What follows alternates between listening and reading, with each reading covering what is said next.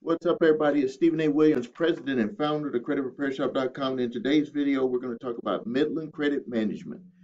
What to do if you're sued by Midland Credit Management. Midland Credit Management just made a huge mistake, or I would just say got caught making a huge mistake, or maybe something that they did on purpose, that is allowing almost every one of their lawsuits by Midland Credit Management to be dismissed, not by the court.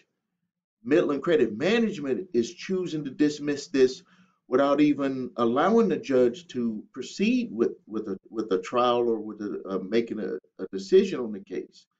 And I'm going to talk about it in this video. You need to pay close attention because other debt collectors could potentially be doing the same thing that Midland Credit Management is doing when they're trying to sue people over debt that they've purchased. I have right here in my hands a case that was dismissed one day after the response was written for this individual that was being sued by Midland Credit Management because of something that I caught Midland Credit Management doing in their lawsuits with the documents that they were given to the court. So now, I hope you like this background. I put this background in here because I feel, I want for you, I wish for you, I hope for you to have a very prosperous 2024, this new year of 2024, or any year that you're watching this video. Because I believe that if you can learn how to manage your money, you can learn how to buy the things that you want, manage your money, and also save money, that you're going to be in a better place. You're going to live a lot more comfortable. You're going to be able to move forward in your life without fear. You're going to be able to see opportunities because you're not going to be under so much stress like most people are when they're struggling financially. So what I want to do is I want to have you visualize as you're listening to me, giving you the solutions, the opportunities to make changes in your life, but also to have that background subconsciously that you will have more money come in your life so you don't have to worry about money. Do you think people that have a lot of money worry about money? They really don't. People who have a lot of money don't worry about money. People who have a lot of money get to put more attention on the other things that really mean a lot to us in our lives, like being able to get up at the time that you want to get up, work out when you want to work out, be with your kids more, drive the car that you want to drive, whatever it is, travel, whatever it is. But that's because they don't worry about money. And so I want to put that picture in your mind so you can say, okay, I have plenty of money. Because if you have plenty of money, thoughts in your mind, plenty of money is going to materialize. So now let's get to it. Midland Credit Management, Inc. I caught them making a huge mistake, and this has gotten in a row, knock on wood, in a row, lawsuits dismissed. But I caught this was one of those things where I had been seeing this, but it just for some reason didn't click the way that it should have clicked. And then with this one here that we helped with this client yesterday, it clicked. And then I was like, that's why. And then with that click that happened when we performed this service for this client yesterday, in one day, the court case was dismissed. And that's what's on this paper right here, dismissed. Not by the court, it was dismissed by Midland Credit Management. And I'm going to go over the reasons why. I am not going to show the documents because I don't want Midland Credit Management to have any kind of upper hand on us helping people to fight and helping you to fight back against Midland Credit Management. But I'm going to specifically tell you what you need to watch out for. So when dealing with Midland Credit Management or any debt collection lawsuit, there's going to be some documents that they're going to give you. I'm going to do the roll right here. Let's call the roll. They're going to have the civil summons, which is going to have some information about the court, and then it's going to talk about the complaint. It's going to talk about what they're alleging you did. Some of those is going to be that you live at this address and that. You're like, why they ask me about that? Because they have to establish that you are who they say you are. So don't disregard that. The 1, 2, 3, 4, 5, 6, 7, 8, 9, 10s on those numbers on there are not just numbers, those are allegations. They allege you live at this address. They allege you live in this county because they have to sue you in the proper venue. So pay attention to all of that. I have videos on that. But right now I'm just calling the roll on what they need to give you. They're going to give you the complaint, which could be also labeled as summons, complaint, or citation. You need to answer all of that, all of it. Next, they're going to give you a couple of statements, which is all that is required by our Supreme Court of the United States of America. That all they said is that if you buy a debt, all you got to do is give two statements to show. Go look that up yourself. That's the way that it is. We didn't write the law, but we show you how you can fight back against debt collectors who only do the bare minimum of that with the law.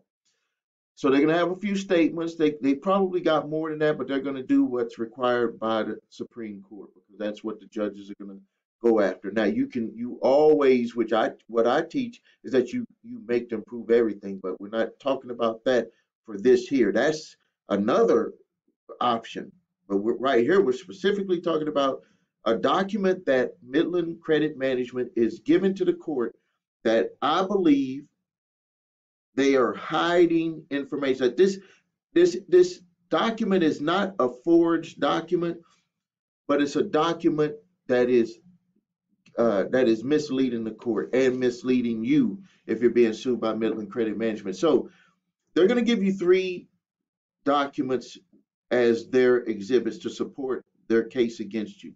They're going to have a bill of sale and assignment. This document, it shows how they got this. Like I said, they can't just walk up to you and say, here go 2 statements, you owe us $5,000. They can't do it that way. They can't just walk up and do that. But what they can do is they can bring those documents and bring a bill of sale or an assignment is what it's called, and that's signed by the original creditor. And then the next document that they're going to have is they're going to have an affidavit of sale of account. It might be in there or it might not be in there. I'm going to tell you why this is in there. This is where they got caught up, not because they had this document, it's because they're doing something to hide the other document, which is the bill of sale and assignment. And I'm going to go into that in a second. The next one is they're going to have a certificate of conformity. This document is required by any debt collector who buys debt. They must show that they conform to the laws in transferring the documents, that they followed all of the rules. And this has nothing to do with coming after you for the debt. It just has to do that they conform to the rules that are the standards that are put about for buying debt, period. So they must give you that document also. They must show that document to the court. So now, here is where I called them. Here's where I called them. So, in their bill of sale and assignment, Midland Credit Management, Inc. states that this portfolio was sold, this master purchase of sale agreement dated on and had a date, was sold between the original creditor and buyer. And then it said that later in that paragraph said that it was amended and that date was later. So the sale date was in April. The amended date was in September. Here's the problem. Everything else is signed. Everything on here is signed. They got their dates, even though I thought it was strange that they didn't have a date signed of a date where the individual signed the document. But, maybe they can get away with that. Maybe they can't, because we don't know when this was actually signed. But in this document, they stated and buyer. And buyer. There's a problem with that. big problem with that. Because when you do your response to them, you could say, are you the buyer who originally bought the debt, or is there someone else? And when you look at the document, the bill of sale and assignment, and then you look at the affidavit of sale of account, you have a huge problem. Because in the affidavit of sale of account, you can see that they are covering it up by saying that it was sold, a pool of it was sold of the master purchase and sale of those, that portfolio of debt, and they said that it was still sold to a buyer. They are not specifically saying that it was sold to. It says that it was amended and sold to. Well, they actually don't even say amended and sold to. They just say amended, that it was amended at a later date, and then Midland Credit Management has the account. Now, this is how they make their little leap. In that bill of sale, it says bill of sale and assignment. So what they're trying to get away with is their leap of it was assigned. We didn't say it could have been sold or it could have been assigned. And we didn't say that it was sold to them. We said it was sold to a buyer. We specifically said that in there. Sold to a buyer. So, okay, let's just say that they get away with all of that, which they won't. That's going to bring up problems in front of the judge if you present that the right way to them. Here's the problem that they have is that all of the documents, all of the privacy issues, everything is suspect because we want to know who the buyer is, because did the buyer conform to everything? Did the buyer have all of the documents? And then even if the buyer had documents, you're relying off of documents from the buyer when you're trying to get a perception that you're relying off of documents from the original creditor. Nowhere in this does the original creditor state that they guarantee any of the items in the portfolio as being accurate or not having any issues. They don't warranty any of that. All they warranty is that we're selling you a debt portfolio. They're not saying that if somebody filed bankruptcy, they're not saying that if somebody has something disputed, that we've already resolved that. They're not saying that the account maybe didn't have the wrong numbers or the wrong balance amounts, all of that. They're just saying, we're just giving you the portfolio, you deal with it. And when we give it to you, you can't come back to us and ask us any questions.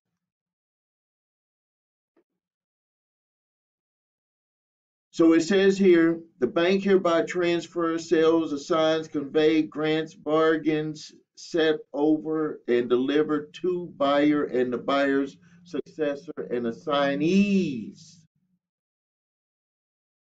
And assignees, so that's what I said, assignment. And then when they assign it from the buyer who really buys the portfolio, all they do is say, we have an amendment. When that was pointed out in a response, clearly pointed out in plain English, Midland Credit Management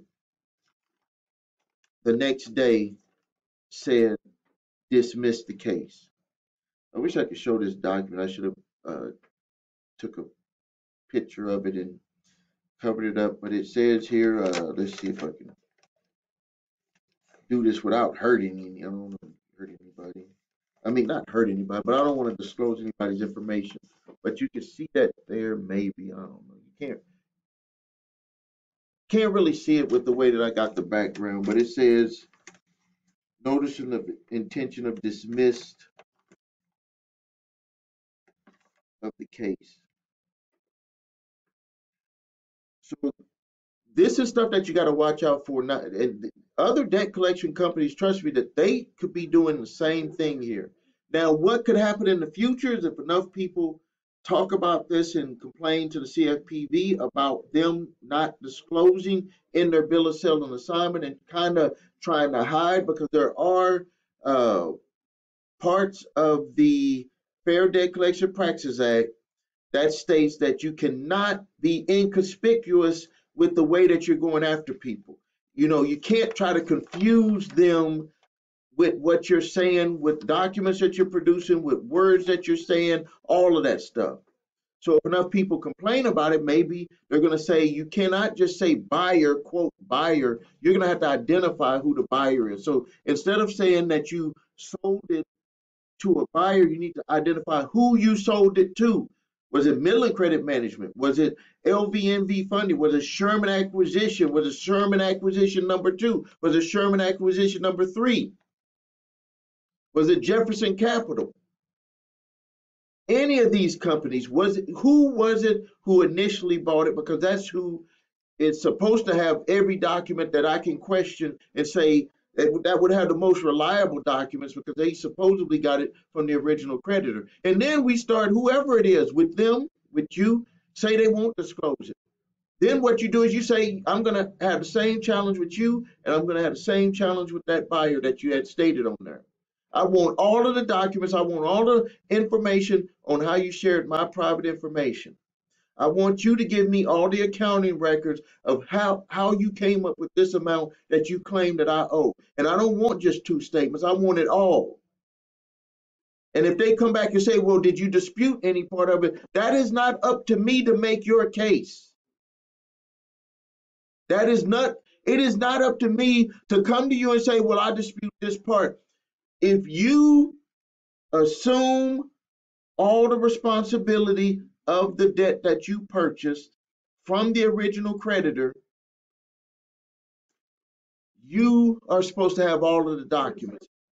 Give me all the documents so I can determine if I owe this amount, and then also all of the documentation to prove that I owe this amount to you.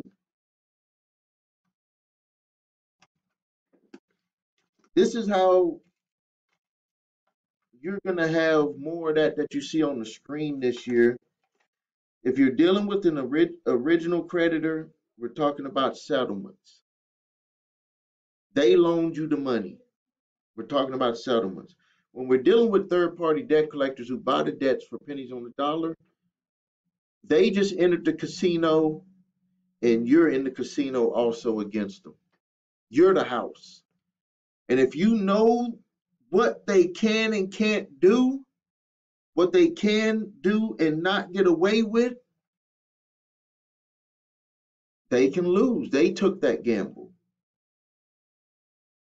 They took that gamble. And to be clear, I'm going to say it again, because there's people who put in the comments, even though I don't get frazzled about negative comments, trust me. But I want to just make it clear. We're not talking about just solely, we're not talking about original creditors. Original creditors, my hopes, because these are business people, companies, work out something with them unless you got bad financial and medical hardship. Other than that, try to work out something with them. They'll take less. Debt collectors, they walked into the casino when they bought your debt. That's the way I look at it. All right, thank you for your time. This is Stephen A. Williams, president and founder of thecreditrepairshop.com. If you need help with your credit, please visit us at thecreditrepairshop.com. Watch the video, What Makes Us Different, so you can see my 8-point validation process, my 2-phase settlement process. Links below this video. If you need your credit reports and scores, go to the website the3scores.com to grab your TransUnion, Equifax, Experian credit reports and all 3 scores. If you have debt collectors coming after you early in the game, grab my 3-pack of letters, statute of limitations. For debt that is past legal statute of limitations to collect, no debt validation is needed. Debt validation and cease and desist collecting activities letter will usually stop debt collectors. I give the instructions on which letter to use pertaining to your situation. I do ask for donations on those, but you don't have to get it. Please like this video. Please subscribe to the channel. Post your questions and comments. This is Stephen A. Williams, president and founder of thecreditrepairshop.com. Thank you.